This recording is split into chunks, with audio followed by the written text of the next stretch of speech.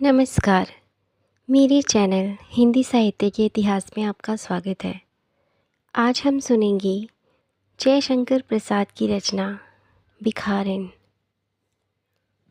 जानवी अपने बालों के कंबल में ठिठुर कर सो रही थी। शीत कुहासा बनकर प्रत्यक्ष हो रहा था। 2-4 लाल धाराएं प्राची के क्षितिज में बहना जाती थी। धार्मिक लोग स्नान करने के लिए आने लगे थे।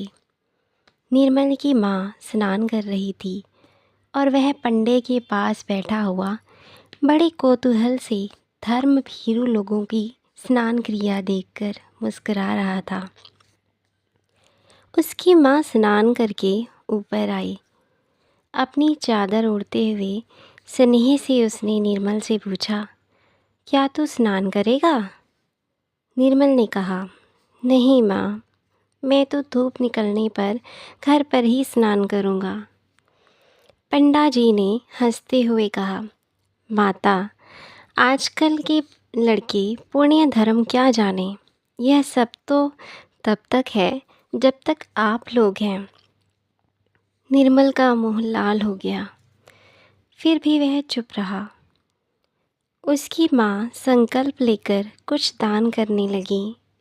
सहसा जैसे उजाला हो गया।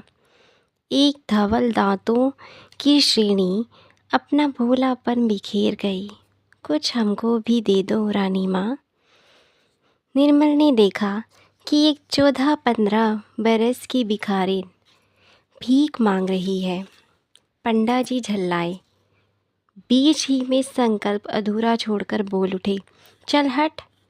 निर्मल ने कहा, माँ, कुछ इसे भी दे दो। माता ने उधर देखा भी नहीं, परंतु निर्मल ने उस जीर्ण मलिन वसंत ने एक दरिद्र हृदय की हंसी को रोते हुए देखा। उस बालिका की आंखों में एक अधूरी कहानी थी। रूखी लटों में सादी उलझन थी। धर्मपरायण निर्मल की माँ स्नान करके निर्मल के साथ चलने लगी। भिखारिन को अभी भी आशा थी, वह भी उन लोगों के साथ चल पड़ी। निर्मल एक भावुक युवक था। उसने पूछा, तुम भीख क्यों मांगती हो?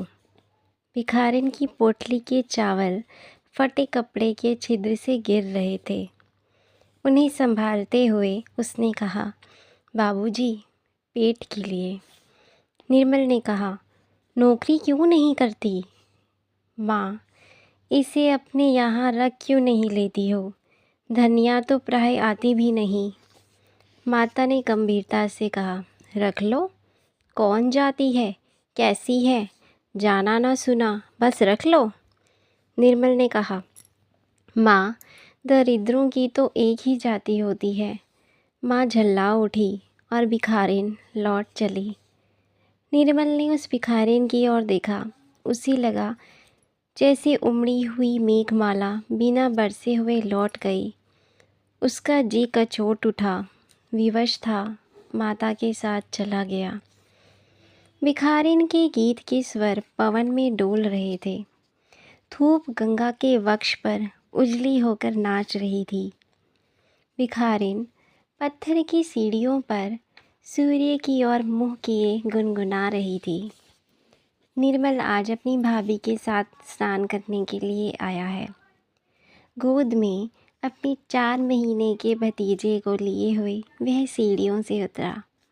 भाभी ने पूछा, निर्मल, आज क्या तुम भी पुण्य संचय करोगे? क्यों भाभी?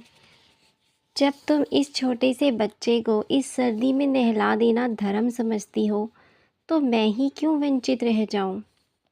सहसा निर्मल चौंक उठा। उसने देखा बगल में वही भिखारिन बैठी गुनगुना रही है। निर्मल को देखते ही उसने कहा, बाबूजी, तुम्हारा बच्चा फले फूले, बहू का सुहाग बना रहे। निर्मल अप्रतिभ रह गया।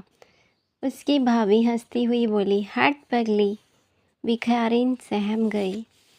उसके दांतों का भूलापन गंभीरता के पर्दे में छिप गया। वह चुप हो गई। निर्मल ने स्नान किया। तभी उस भिखारिन ने फिर याचना की, बाबूजी कुछ मिलेगा? अरे अभी बाबूजी का ब्याह नहीं हुआ है, जब होगा तब तुझे न्योता देकर बुलाएंगे। तब तक संतोष करके बैठी रह, भाभी ने हंसकर कहा। तुम लोग बड़ी निष्ठुर हो भाभी। उस दिन माँ से कहा कि इसे नौकर रख लो तो वह इसकी जाति पूछने लगी, और आज तुम भी हंसी कर रही हो। यह सुनकर भाभी ने एक चवन्नी निकालकर भिखारिन को दे दी।